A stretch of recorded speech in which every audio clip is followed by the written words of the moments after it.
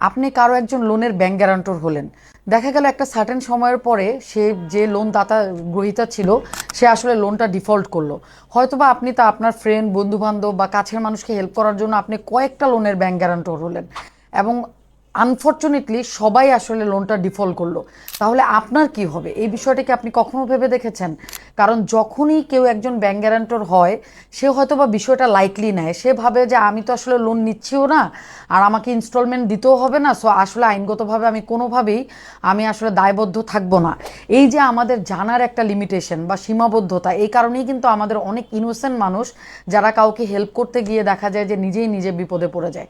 আপনি যখনই কারো একজন লোন গ্রহীতার পক্ষে আপনি যখন গ্যারান্টর হবেন, আপনি যখন নিজের গ্যারান্টিটা দিবেন ব্যাংকে বা কোনো একটা ফিনান্সিয়াল কোম্পানিকে, আপনি হয়তোবা জানেনই না যে যে লোন গ্রহীতা যে লোনটা নিল তার ঠিক যে পরিমাণে লাইবিলিটি রেসপন্সিবিলিটি, তার যে পরিমাণে সীমাবদ্ধতা এবং তার যেই রকমের শাস্তি, ঠিক একই রকমের শাস্তি, একই রকমের রেসপন্সিবিলিটি, একই রকমের লাইবিলিটি কিন্তু আপনারও।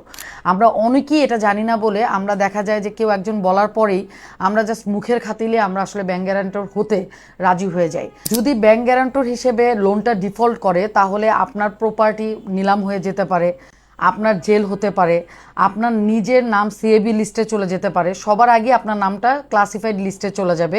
দ্যাটস ওয়াই আপনি আপনার নিজের দরকারে নিজের প্রয়োজনে আপনি কোনো ফিনান্সিয়াল কোম্পানি থেকে কোনো রকমের কোনো হেল্প নিতে পারবেন না। এটা হলো সবচেয়ে বড় প্রবলেম।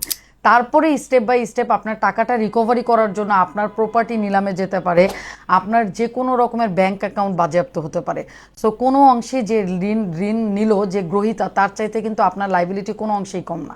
সো অবশ্যই আপনি কোনো লোনের গ্যারান্টর হওয়ার আগে অনেক চিন্তা ভাবনা করে বুঝে তারপরে গ্যারান্টর হতে যাবেন, না হলে আপনি নিজেই বিপদে পড়বেন।